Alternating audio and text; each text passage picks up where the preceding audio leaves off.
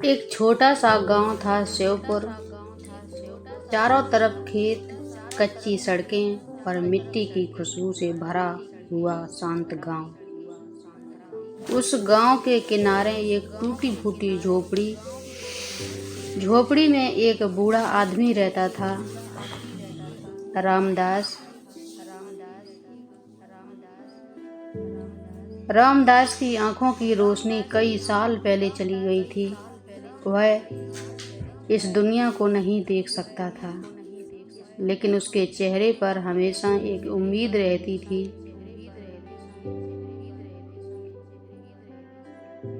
वह रोज अपनी झोपड़ी के बाहर बैठता और गांव की सड़क की तरफ देखकर मुस्कुराता रहता।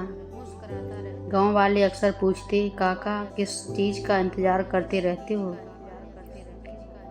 रामदास गर्व से कहता, मेरा बेटा अर्जुन शहर गया है, एक दिन जरूर आएगा।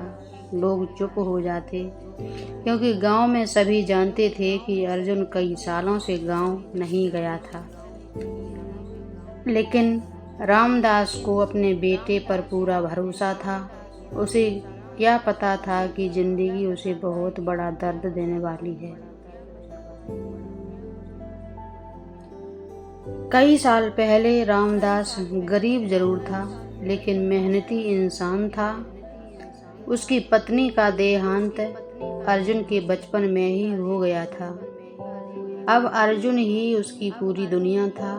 रामदास दिन रात मजदूरी करता ताकि उसका बेटा पढ़ लिख कर बड़ा आदमी बन सके। धीरे धीरे ज़्यादा मेहनत और बीमारी की वजह से उसकी आंखों की रोशनी चली गई। डॉक्टर ने कहा, अगर समय पर इलाज होता तो शायद आंखें बच सकती थी। लेकिन रामदास ने इलाज पर पैसे खर्च नहीं किए, क्योंकि वह अर्जुन की पढ़ाई के लिए पैसे बचा रहा था।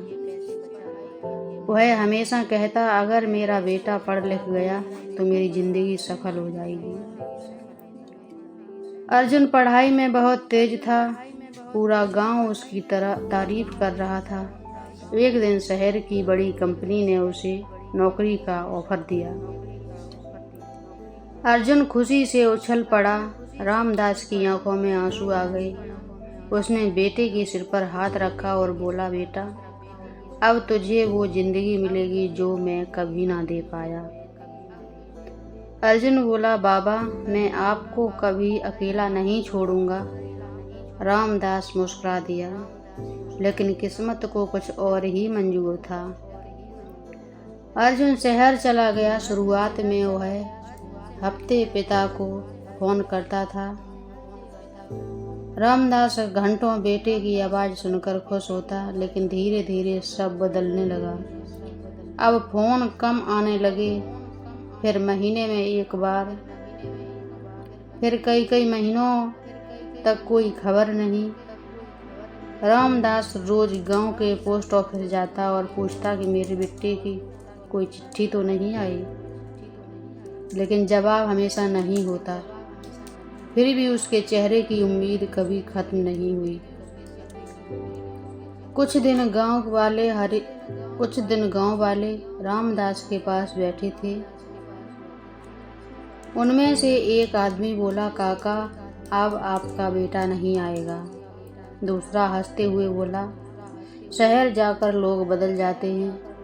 रामदास शांत स्वर में बोला, मेरा बेटा ऐसा नहीं है, वह जरूर आएगा। लेकिन अंदर ही अंदर उसका दिल टूट रहा था। रात में वह अकेले बैठकर रोता और भगवान से कहता, बस एक बार मेरे बेटे को भेज दो। समय बीतता गया। रामदास बूढ़ा और कमजोर होता गया। अब उसको चलने में भी परेशानी होने लगी। फिर भी वह रोज सुबह दरवाजे के बाहर बैठ जाता। उसके हाथ में हमेशा एक पुरानी लकड़ी की लाठी रहती थी। जब भी सड़क पर किसी गाड़ी की आवाज़ आती, वह मुस्कुरा कर उठ खड़ा होता, शायद मेरा अर्जुन आ गया। लेकिन हर बार निराशा ही मिलती। फिर भी उसने उम्मीद नहीं छोड़ी। इधर शहर में अर्जुन बड़ा आदमी बन चुका था, बड़ा घर, महंगी गाड़ी, नौकर, सब कुछ था उसके पास। लेकिन धीरे धीरे उसे गांव और पिता की याद शर्म जैसी आने लगी।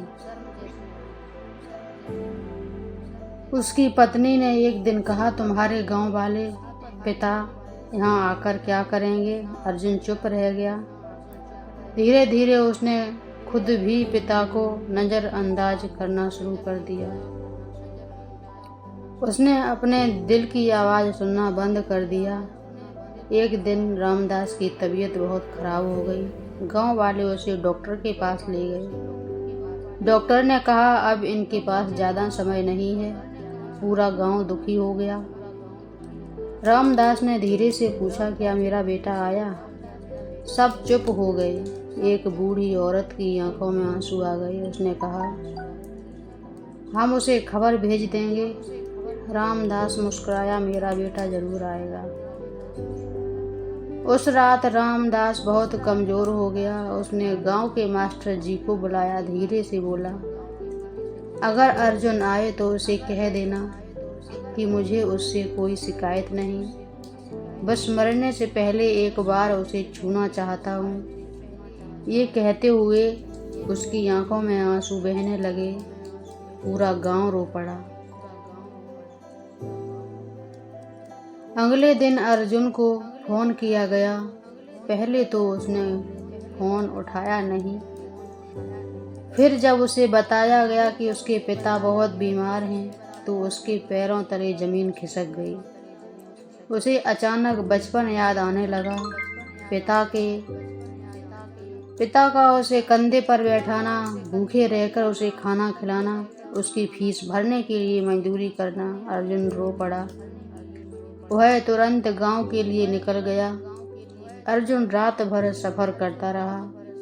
उसका दिल जोर जोर से धड़क रहा था। वह बार बार भगवान से कह रहा था, बस मेरे बाबा को बचा लो। लेकिन जब वह गांव पहुंचा तो झोपड़ी के बाहर सफ़ेद कपड़ा बिछा हुआ था। पूरा गांव रो रहा था। अर्जुन समझ गया